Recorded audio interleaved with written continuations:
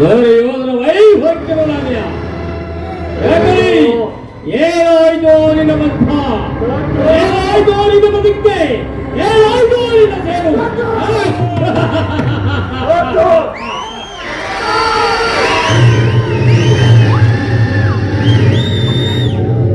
ನೀವು ಹಾಗ ಕಷ್ಟ ಶತ್ರುವಿಯ ಕೇಕೆ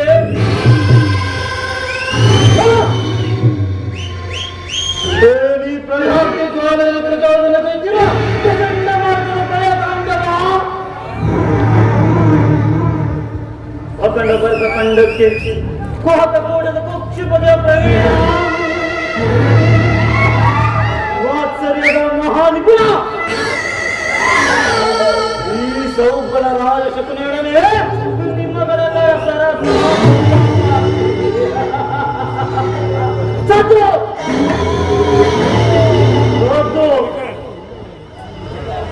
ದುರ್ಯೋಧನ ಅಪಜಯದ ಹಟ್ಟಾಸದ ಅಪಮೃತ್ಯುವಿಗೆ ಮಂಗಳವನ್ನು ಹಾಡಿ ಆ ನನ್ನ ಗಾಂಧಾರ ವಂಶವನ್ನು ತೊರೆದು ಅದೇ ವರ್ಷಗಳು ಕಳೆದು ಹೋಗುತ್ತೆ. ಘಟಿಸಿದ ನೆನಪುಗಳು ಅನ್ನ ನೀರಿನ ದಸನಿಗೆ ಆತ್ಮನಾದ ಈ ನನ್ನ ಕಣ್ಣನ್ನೇ ಇದು ಕಾಡಿಸುತ್ತಿದೆ. ಈ ನನ್ನ ಕಣ್ಣುಗಳಿಗೆ ಆದ ಯಾತನೆ, ಆ ನನ್ನ ಸಹೋದರಿ ಆ ಕುರುಡು ರಾಜನನ್ನ ಮದುವೆಯಾದ ಮಾನಸಿಕ ವೇದನೆ, ಇವೆಲ್ಲವನ್ನು ಕಂಡು ಕೇಳಿ ನಾನು ಮಾನಸಿಕವಾಗಿ ಹೋಗಿದ್ದೇನೆ.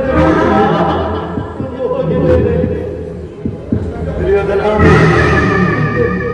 ಒಂದು ಸರಿವಾಸದಲ್ಲಿದ್ದ ನನ್ನ ಆತ್ಮವಾಗಿ ಸಹೋದರರಿಗೆ ದಿನಕ್ಕೆ ತಿನ್ನಲು ಒಂದು ಇಡಿಯಲ್ಲ, ಒಂದು ಅಲ್ಲವೇ?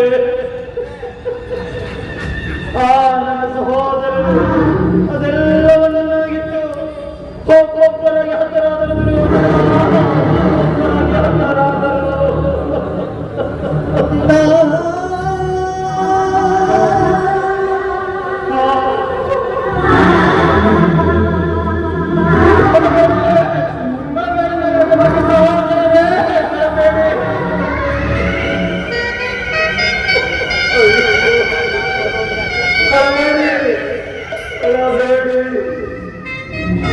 ದುರ್ಯೋಧನ 99 ಮಂದಿ ಸಹೋದರ ಚಿನ್ನ ಮುಂಡಗಳಿಂದ ನರಕದಲ್ಲಿ ನಿಮಗೆ ನಿರಾಂಜನ ಮಾಡಿಸುವರು, ನಿರಾಂಜನ ಮಾಡಿಸುವರು. ದುರ್ಯೋಧನ ಒಂದು ಸರಿವಾಸದಲ್ಲಿದ್ದ ನನ್ನ ಭಾಗ್ಯ ಸಹೋದರರಿಗೆ ದಿನ ದಿನಕ್ಕೆ ಒಂದೆಡೆ ನೀಡುತ್ತಿದೆಯಲ್ಲ, ನನ್ನ ಸಹೋದರರು ಅದೆಲ್ಲವನ್ನು ನನಗಿತ್ತು ಒಬ್ಬೊಬ್ಬರಾಗಿ ಹತರಾದರು. ದುರ್ಯೋಧನ ಒಂದು ಸೆರೆವಾಸದಲ್ಲಿದ್ದ ನನ್ನ ಭಾಗ್ಯ ಸಹೋದರರು ಹತರಾದರು. ದುರ್ಯೋಧನ ಒಂದೇ ನೀರಿನ ಕಾಲನ್ನು ಮೂಲ ಮಾಡಿಕೊಂಡು ನಾಡಿಡುವ ಹೆಜ್ಜೆಯಲ್ಲಿ ಸಹೋದರ ಸಾವಿನ ನೋವನ್ನು ನೆನೆಯುತ್ತಾ ನನ್ನ ಸಲಹೆಯಂತೆ ನಿನ್ನನ್ನು ಪರಿಗಣಿದು ಹಸ್ತಿನಾವತಿ ಅಡ್ಡದಾಡಿಗಳೆದು ನಿನ್ನನ್ನು ನಿನ್ನ 99 ಮಂದಿ ಸಹೋದರರನ್ನು ಇದೇ ಹಸ್ತಿನಾವತಿಯನ್ನು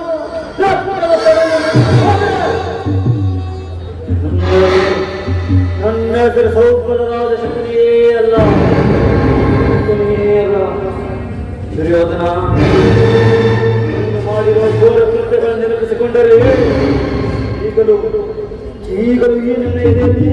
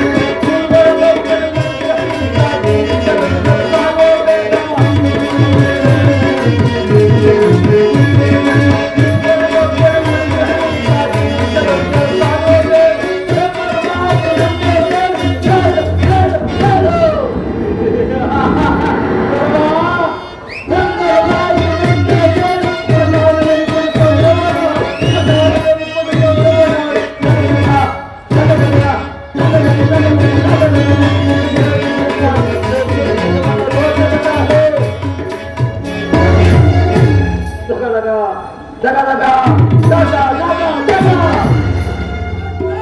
ದುರ್ಯೋಧನ,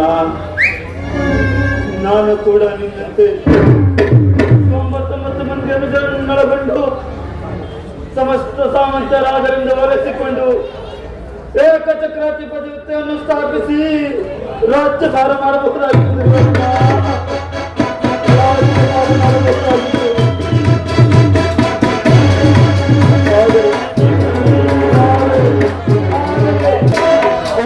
ನನ್ನ ಆಸೆಗಳೆಲ್ಲವೂ ಗಾಳಿ ಗೋಪುರವಾದವು ದುರ್ಯೋಧನ, ಗಾಳಿ ಗೋಪುರವಾದವು. ಮುಳ್ಳನ್ನು ಮುಳ್ಳಿನಿಂದಲೇ ತೆಗೆಯಬೇಕು, ವಜ್ರವನ್ನು ವಜ್ರದಿಂದಲೇ ಕತ್ತರಿಸಬೇಕು. ನಿನ್ನಂತಹ ಮೋಸಗಾರರನ್ನು ಮೋಸದಿಂದಲೇ ನಾಶಪಡಿಸಬೇಕು. ದುರ್ಯೋಧನ, ತಂದೆ ತಾಯಿ ಕಣ್ಣೀರಿನಿಂದ ತೊಯ್ದು ಗುರು ಹಿರಿಯರ ರಕ್ತದಿಂದ ಕಳಂಕಿತನನ್ನಾಗಿ ಮಾಡಿ ಪುತ್ರ ಶೋಕದಿಂದ ನರಳುತ್ತಾ ನಿನಗಾಗಿ ತತ್ವ ಕಣ್ಣೀರಿಡುವವರಿಲ್ಲಂತೆ ಮಾಡಿ ನರಕದ ಮಾರ್ಗವನ್ನು ಎಣಿಸುವೆನು, ನರಕದ ಮಾರ್ಗವನ್ನು ಎಣಿಸುವೆನು.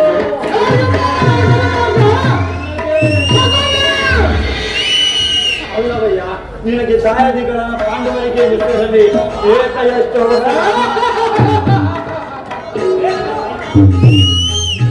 ನಾನು ಮಾಡಿದ ಕಾರ್ಯವು ಯುದ್ಧವಾಯಿಸುತ್ತದೆ. ಚಿಂತೆ ಏಕೆ ಕುರುರಾಟ? ಜಯದ್ರಥ ಕೃತವರ್ಮಾದಿಗಳು ಯುದ್ಧದಲ್ಲಿ ನಿನಗೆ ಸಹಾಯ ಮಾಡಲು ಸೈನ್ಯ ಸಮೇತರಾಗಿ ಹೊರಟರು ಎಂದು ದೂತನು ಈಗಷ್ಟೇ ಸಂದೇಶವನ್ನು ತಂದನು. ಮಾವ, ನಾನು ಹರಕ್ಕಾಗಿ ಚಿಂತಿಸುತ್ತಿಲ್ಲ. ಈ ದುರ್ಯೋಧನನು ಅಸಹಾಯ ಸೂರನು. ತನ್ನೆರಡು ತೋಳು ಬಲಗಳಿಂದ ಪಾಂಡವರ ಸಮಸ್ತ ಸೈನ್ಯವನ್ನು ಧ್ವಂಸ ಮಾಡಿಬಿಡಬಲ್ಲನು. ಆದರೆ ಈ ಜ್ಞಾತಿ ಹಿಂಸೆ, ಸೈತ ಕಲಹ ಇದು ಉಚಿತವೇ ಮಾವ? ಮಾವ, ಆ ದಿನ ದ್ವಾರಕೆಗೆ ಹೋಗಿದ್ದಾಗ ಕೃಷ್ಣನು ಯುದ್ಧವು ಅಧರ್ಮವೆಂದು ಎಷ್ಟಾಗಿ ಹೇಳಿದನು. ಆದರೂ ನಾವು ಆತನ ಮಾತನ್ನು ನಿರಾಕರಿಸಿ ಬಂದೆನು ಮಾವ. ಕೃಷ್ಣ, ಅವನ ಮಾತು ಪರಿಗ್ರಹವನ್ನು ಬಿಡು.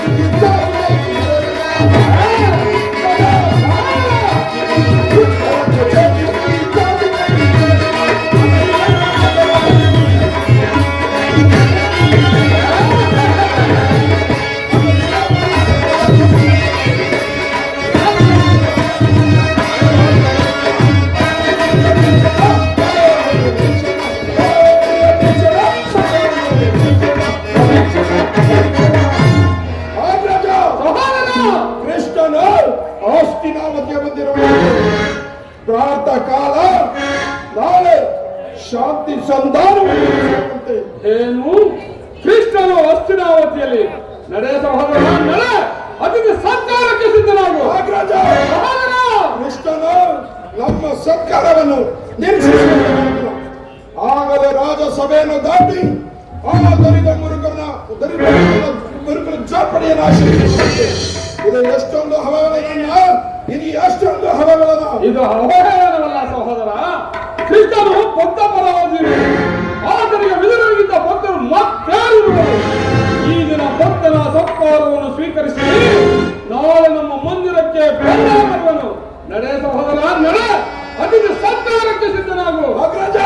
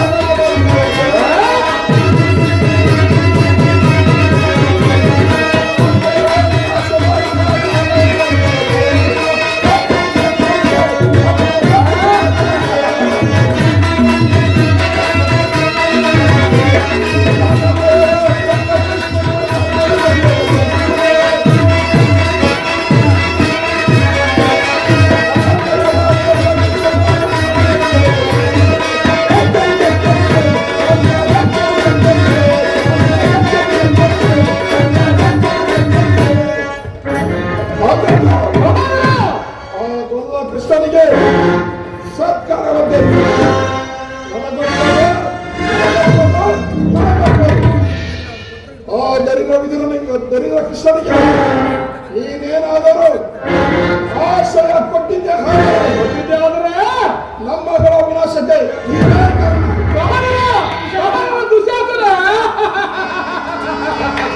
ನೋಡಿದೆ ನಮ್ಮವ್ವ ಮದಗಜಗಳು ಎಷ್ಟಿದ್ದರೇನಂತೆ ಈ ಸಿಂಹಕ್ಕೆ ಸಾಧ್ಯ ಮಾವ. ನನ್ನ ತಮ್ಮನನ್ನು ಶಾಸನ ಮಾಡಲು ನನ್ನಿಂದಲೂ ಸಹ ಒಂದೊಂದು ಸಾರಿ ಅಸಾಧ್ಯವೆನಿಸುವುದು ಮಾವ. ಈಗ ಏನು ಮಾಡುವುದು? ಆ ಕೃಷ್ಣನ ಸಂಧಾನಕ್ಕೆ ಸಮ್ಮತಿಸಲೇ ಅಥವಾ ಕೃಷ್ಣನ ಶಾಂತಿಗಾಗಿ ಇಲ್ಲಿಗೆ ಬಂದವನಲ್ಲ. ಹಾಗೇನಾದರೂ ಬಂದಿದ್ದರೆ ನೀವು ರಾಜ ವೈಭವವನ್ನು ದೃಢೀಕರಿಸಿ ಆ ದಾಸಪುತ್ರನ ಮುರುಕು ಜೋಪಡಿಯನ್ನು ಆಶ್ರಯಿಸುತ್ತಿದ್ದಾನೆ. ಸಹಿಸಲಾರದ ಅಪಮಾನ. ಈ ಅಪಮಾನವನ್ನು ಹೇಗೆ ತಾನು ಸಹಿಸುವ ಸುಯೋಧನ? ಓ ಕೃಷ್ಣನಲ್ಲಿ ನಿನಗೆ ಇಷ್ಟೊಂದು ದ್ವೇಷವೇಕೆ ಮಾವ? ಸುಯೋಧನ, ಕೃಷ್ಣನು ಕ್ಷತ್ರಿಯ ಕುಲದ ಕಳಂಕ ಸ್ವರೂಪ. ಭರತ ವರ್ಷದಲ್ಲಿ ಕ್ಷತ್ರಿಯರ ನಿರ್ಮೂಲನೆ ಮಾಡಲೆಂದೇ ಅವನು ಅವತರಿಸಿರುವನು. ಯಾರು ಅವನನ್ನು ಭಗವಂತನೆಂದು ಪೂಜೆ ಮಾಡುವರೋ ಅವರನ್ನೇ ನಿರ್ನಾಮ ಮಾಡುವರು. ಕಂಸ, ಶಿಶುಪಾಲ, ಜರಾಸಂಧ ಅವರೆಲ್ಲ ನಿಮಗೆ ಎಂತಹ ಮಿತ್ರರಾಗಿದ್ದರು? ಒಳ್ಳೆಯ ಮಿತ್ರರಾಗಿದ್ದರು ಮಾವ. ಕಾರಣವಿಲ್ಲದೆ ಕಂಸನನ್ನು ಕೊಂದು ಬರಲು ಮರಳಾದ ಉಗ್ರಸೇನನ್ನು ನೆಪ ಮಾತ್ರಕ್ಕೆ ಸಿಂಹಾಸನದಲ್ಲಿ ಏರಿಸಿ ಸಹೋದರರಿಗೆ ಸುರಪಾನದಿಂದ ಪಾವನಮತ್ತರನ್ನಾಗಿ ಮಾಡಿ ರಾಜ್ಯ ಲಕ್ಷ್ಮಿಯನ್ನು ತಾನು ವಶಪಡಿಸಿಕೊಂಡು ಅಂತವನಿಗೆ ಮನ್ನಣೆ ಏಕೆ ರಾಜ? ಹಾಗಾದರೂ ಆ ದಿನ ನನ್ನನ್ನು ಗೋರಿಕೆಗೆ ಕಳುಹಿಸಿದ್ದೆ. ನಂತ ಗೋಪಾಲನ ಮನೆಯ ಬಾಗಿಲಲ್ಲಿ ಸಹಾಯವನ್ನು ಯಾಚಿಸುವುದು ಈ ದುರ್ಯೋಧನಿಗೆ ಉಚಿತ ಕಾರ್ಯವಾಗಿತ್ತೇ ಮಾವ. ಸುಯೋಧನ, ಅದಕ್ಕೊಂದು ಉದ್ದೇಶವಿತ್ತು. ಏನದು ಮಾವ?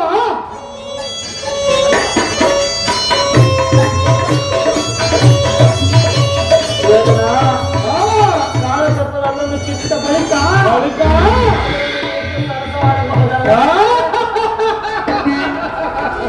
ಕೃಷ್ಣನಿಗಿಂತ ಅವನು ವಿಜಯೋನ್ಮತ್ತ ಯಾದವ ಸೈನ್ಯ ಹೆಚ್ಚು ಅವಶ್ಯಕವಾಗಿತ್ತು. ಒಂದು ವೇಳೆ ಶ್ರೀಕೃಷ್ಣನು ಸಮೇತರಾಗಿ ನಿನಗೆ ಸಹಾಯ ಮಾಡಲು ಒಪ್ಪಿದ್ದರೆ, ಕೃಷ್ಣ ನನಗೆ ನೀನು ಬೇಡ, ನಿನ್ನ ಸೈನ್ಯವಷ್ಟೇ ಸಾಕು ಎಂದು ನಿಸ್ಸಂಕೋಚವಾಗಿ ಹೇಳಬಹುದಿತ್ತು. ಆದರೆ ಆ ಬಡಪಾಯಿ ಅರ್ಜುನನು ಆ ಸಂಕಟದಿಂದ ನಿನ್ನನ್ನು ಪಾರು ಮಾಡಿದನು. ಕೃಷ್ಣನು ನೀನು ಹೇಳುವಂತಹ ವಂಚಕನೇ, ಆದರೆ ಆತನ ಮೇಲಿನ ದ್ವೇಷದಿಂದ ಆ ಬಡಪಾಯಿ ಪಾಂಡವರನ್ನು ಪಾಪ ಹಿಂಸಿಸಬೇಕಾಗುವುದಲ್ಲ ಮಾವ.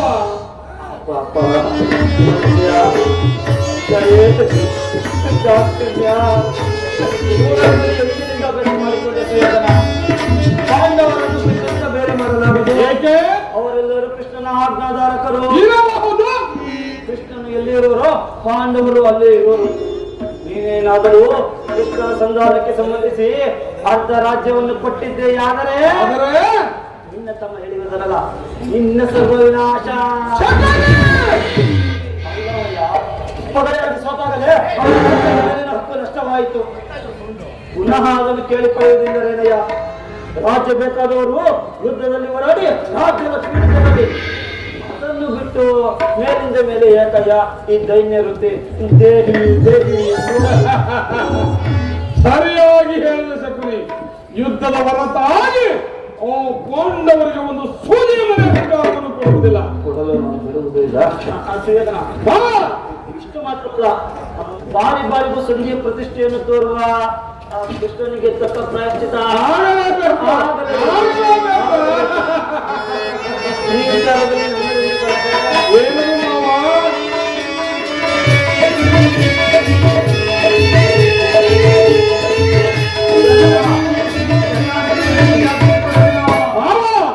ನಿನ್ನ ಸಲಹೆಯ ಹೊರತಾಗಿ ನಾನು ಮತ್ತೇನನ್ನೂ ಮಾಡುವುದಿಲ್ಲ. ಬಿಡುವುದೂ ಇಲ್ಲ.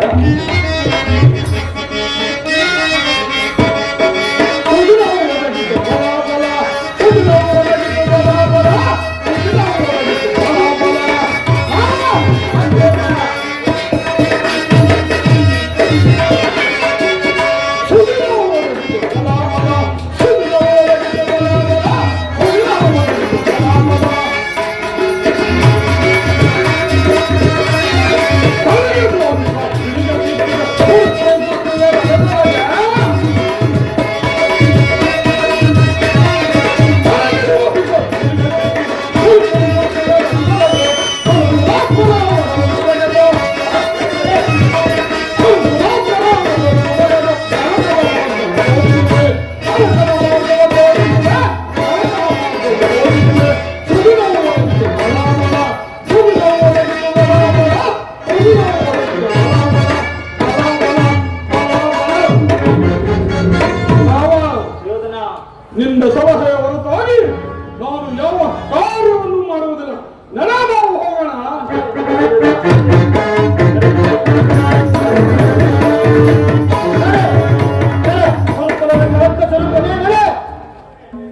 ನನ್ನ ಸಲಹೆ ಗೌರವ, ಕಟಕನು ಕುರಿಯನ್ನು ಕೊಬ್ಬಿಸಿ ಬಲಿ ಕೊಟ್ಟರೆ ನಾವು ನಿನ್ನನ್ನು ಉಪ್ಪಿಸಿ ಬಲಿ ಕೊಟ್ಟರು. ನನ್ನ ಸಲಹೆ ನಿನ್ನ ಕುಲದ ನರನ್ನ ಕಿತ್ತೊಗೆಯುವುದು. ಕೆಲವು ಕ್ರೂಢ ರಾಜನ ಮಗನೇ, ಎಂದು ನಾನು ನಿನ್ನಪ್ಪನ ಅರಮನೆಗೆ ಕಾಲಿಟ್ಟರು ತಂದೆ ಅವನ ಕಾಜುವಕ್ಕ ಗೂಡಾಯಿತು, ಮಾರಿವಕ್ಕ ಬೀಡಾಯಿತು ಎಂದು ಈ ನನ್ನ ರಕ್ತದ ಹೆಜ್ಜೆಗಳು ನಿನ್ನ ಹಿಂದೆ ಸರಿದಾಡಿದವು. ತಂದೆ ಶುರುವಾಯಿತು ನಿನ್ನ ಕುರುವಂಶದ ನಿರ್ಮೂಲ. ಕುರುಕುಲ ಸಾಮ್ರಾಟ ಮುಗಿಯಿತು ನಿನ್ನ ಅಟ್ಟಹಾಸದ ಅಧಿಕಾರದ ಆಟ. ಅಧಿಕಾರ ಬಲದಿಂದ ಕೊಬ್ಬಿ ಮೆರೆತಿದೆಯಲ್ಲವೇ ಮೂಲ. ಇದೆಷ್ಟು ದಿನಗಳಿರುವ ನಿನ್ನ ಅಧಿಕಾರ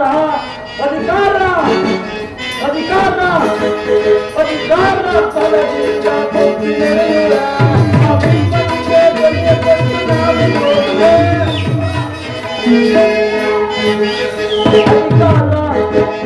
ಅಧಿಕಾರ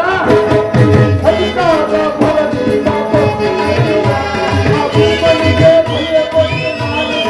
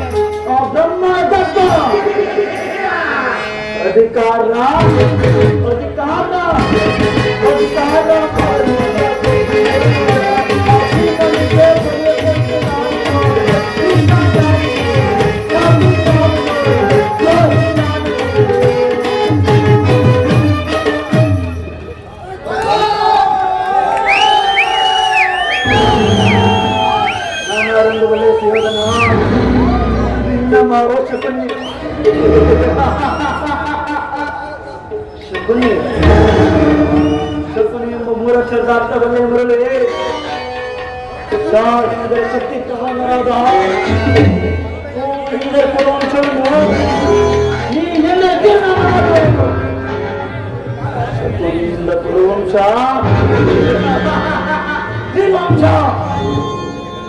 ನಾನು ನಿನ್ನ ಮಾವನಲ್ಲವೋ, ನಿನ್ನ ಕುಲದ ಆ ಜನ್ಮವೇರಿ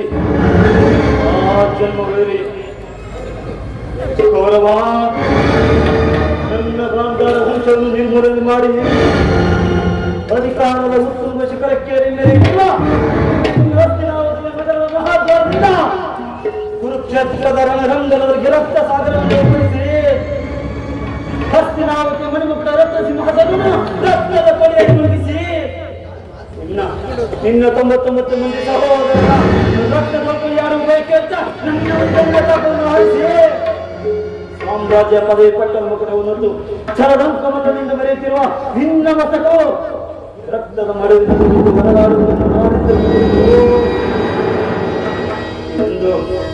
ಎಂದು ನಿನ್ನ ಮಡದಿಯಾದ ಭಾನುಮಟ್ಟೆ ಮಂಡೆಗೆದ್ರೆ ಮುಂಡೆಯಾಗಿ ನಿನ್ನ ಶವದ ಮೇಲೆ ಬಿದ್ದು ಒದ್ದಾಡುವುದನ್ನು ನಾವು